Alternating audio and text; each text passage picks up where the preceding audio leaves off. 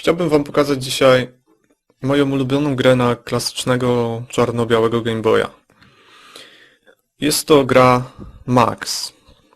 Po prostu Max. Pewnie mało kto o niej słyszał. Jest to gra platformowa, wydana w 1992 roku. A dlaczego właśnie ta gra? To wam opowiem w trakcie grania, więc teraz ją włączmy. Dobrze, to włączamy gierkę Max, 92 rok.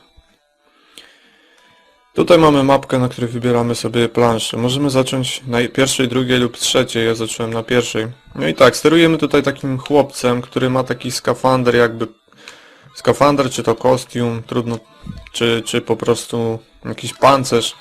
Wygląda jak taki mech. Kiedy oberwie, to straci tą maskę z tego pancerza. A kiedy oberwie 2 razy, to straci cały pancerz i będzie to tylko taki zwykły, chudy chłopaczek. No i gra jest bardzo prosta w założeniach. O, właśnie straciłem ten hełm, jak widzicie, teraz tylko widać jego głowę i czapeczkę. Jakbym oberwał jeszcze raz, to będę zwykłym dzieciaczkiem. A jak zbieramy P, czyli power, to odnawia nam się pancerz. Jak spadamy w dziurę, to załącza nam się odrzutowiec i wylatujemy.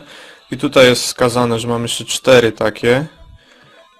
I możemy je zbierać. One są oznaczone takim ikonką dopalacza na mapce. No i zbieramy też bronię. Pod ikonką broni są 3. Pierwsza to jest zwykły taki karabinek, co strzela do przodu. Druga to jest taki karabinek rozpryskowy, co strzela do przodu i trochę do góry. I trzecia to jest właśnie ten taki, kurczę, fireball, który mam teraz. A tu właśnie jest dopalacz tych rakietowca, czy jak to tam nazwać. No i gra jest bardzo prosta, ma koszmarną muzykę, jak słychać. Kurczę, spadam coś. Ma koszmarną muzykę, ale jest sama w sobie jest bardzo przyjemna. Co tak bardzo mi się w niej podoba, dlaczego jestem takim fanem tej gry? Cóż, są to względy czysto po prostu sentymentalne i moja ocena tej gry jest mega subiektywna. Po prostu jest to pierwsza gra, jaką miałem na Game Boyu. Pierwsza w życiu moja własna gra na mojego własnego Game Boya na początku tego stulecia. Dlatego na początku, jak miałem Game Boya, to miałem tylko tą gierkę, tylko Maxa. O, pierwszy boss jest banalny, zobaczcie. Zaraz wrócę do opowieści, tylko nic mi teraz nie może zrobić. Więc jak mówiłem, na początku miałem tylko Maxa, żadnych innych gier i dlatego przez całe dnie czy tygodnie mogłem grać tylko w to.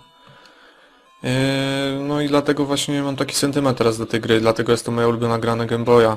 Nie zliczę, ile razy ją przeszedłem. No przejście zajmuje około 20 minut, więc jest to bardzo krótka gierka, ale bardzo, bardzo ją lubię. Tutaj w tym poziomie musimy w każdym tym takim sektorze rozwalić wszystkich przeciwników, wtedy dopiero nam się otwierają drzwi. Jak widać, gra jest kierowana do młodszego odbiorcy, bo tutaj przeciwnicy to są jakieś króliczki, czy inne pierdoły. Więc nie ma jakiejś przemocy takiej rażącej, ale z drugiej strony gra jest niski poziom trudności, więc gra jakoś tam nie frustruje. Można ją przejść bardzo szybko. Grafika jakoś szałowa nie jest, ale też nie jest zła. No jedynie muzyka jest kiepska. No ale ogólnie gra jest... No tak jak mówię, spotkałem się z opiniami osób, które w to grały i mówiły, że to crap. Bo to po prostu była jedna z wielu gier, jakie widzieli i tak dalej. Pewnie gdybym ja dopiero dzisiaj pierwszy raz to grał, to też bym się jakoś może nie zachwycił. Ale ponieważ grałem w to, jeszcze będąc bardzo młody, no to mam ogromny sentyment. Tak jak na Pegasusie, na NES-ie mam sentyment do Kontry na przykład.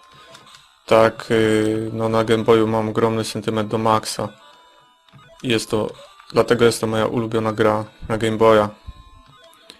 no jest dość trudno dostępna, bo nie to, że jest rarem, nie jest nic warta. Jeżeli już ją znajdziecie, to za parę złotych. Po prostu, no jest to rzadka gra, bo tak jak mówię, dla większości ludzi jest to crap. Dlatego mało kto w ogóle ją zna. Nie była jakoś tam mocno. Zresztą w ogóle ta gra nie wyszła w Stanach. Ona wyszła w Europie pod nazwą właśnie Max oraz w Japonii pod nazwą Rubble Saver 2. Bo właśnie w Stanach chyba, czy w Europie i w Japonii wyszła też pierwsza część Rubble Saver, której też sterujemy takim podobnym ludkiem, tylko że tam ta gra jest znacznie słabsza. Ta jest o wiele lepsza. No, wróg na 2 strzały. Mam ogólnie 2 sztuki tej gry. O, proszę bardzo. To jest druga. Jedna jest wydaniem niemieckim, ta właśnie, a ta, która jest teraz w Game Boyu, to jest wydanie francuskie. Dlaczego mam aż 2 sztuki? Dlatego, że właśnie w tą francuską gram, ponieważ jest w gorszym stanie, a tej niemieckiej nie używam, bo jest w idealnym stanie no i kurczę, to jest właśnie taki sentyment. Mam 2 sztuki, żeby jednej nie zniszczyć.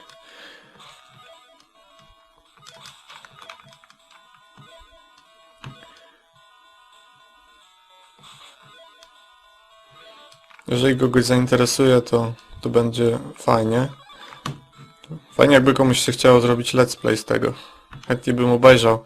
Zwłaszcza, że on byłby bardzo krótki, bo ta gra, no mówię, to jest gra na 20 minut, więc można w jednym filmiku całą przejść. A teraz równie dobrze mógłbym nagrać cały filmik. Bo jak widzicie, jestem już w 3. levelu z 7, a film ma dopiero 6 minut. Więc jeszcze z 10-15 minut i bym całą grę przeszedł. Ale nie ma sensu, bo to by zanudziło każdego. Zwłaszcza, że jakość obrazu no nie jest rewelacyjna. Dobrze, że mam chociaż to podświetlenie, które zrobiłem, jak pamiętacie.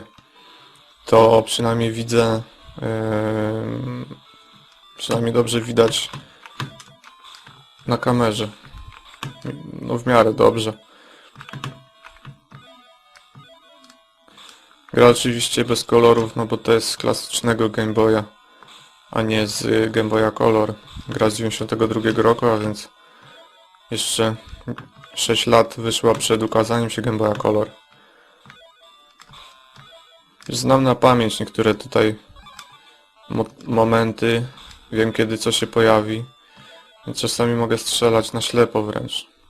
Dobra, rozwalę jeszcze tylko tego bossa i to będzie wszystko. Bardzo prosty boss. Już. Stage 2, bo wtedy wziąłem 3 najpierw, a dopiero... No już mam stage 4.